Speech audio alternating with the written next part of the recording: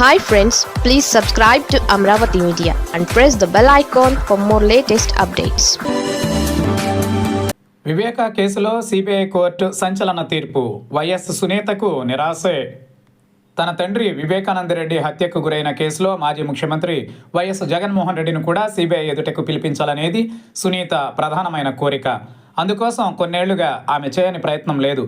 ఒకవైపు సిబిఐ వివేక హత్య కేసులో దర్యాప్తు మొత్తం దాదాపుగా పూర్తయిపోయినట్టేనని సిబిఐ కోర్టులో పేర్కొన్న తరువాత లేదు ఇంకా పలువురిని విచారించాలి, దర్యాప్తును కొనసాగించేలా సిబిఐని ఆదేశించాలని సునీత కోర్టు ద్వారా పోరాడుతున్నారు.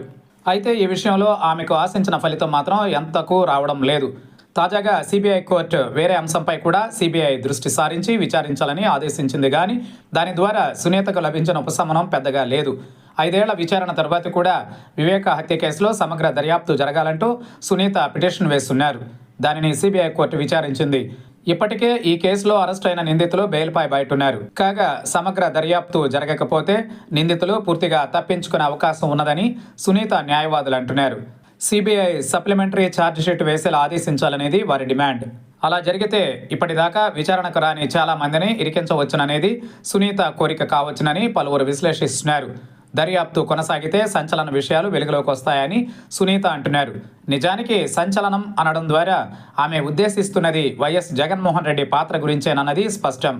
అసలు ఈ కేసులో దర్యాప్తు కొనసాగించే అవకాశం లేదని నిందితుల తరఫు లాయర్లు అంటున్నారు. అయితే ఓ కొత్త అంశం మీద మాత్రం దర్యాప్తు జరగనుంది. వివేక హత్య కేసులో ఏటూగా ఉన్న సునీల్ యాదవ్ సోదరుడు కిరణ్, మరో నిందితుడు వైఎస్ భాస్కర్ రెడ్డి సోదరుడి కుమారుడు అర్జున్ రెడ్డి మధ్య కీలక ఫోన్ సంభాషణ జరిగినట్టుగా సునీత న్యాయవాదులు చెబుతున్నారు.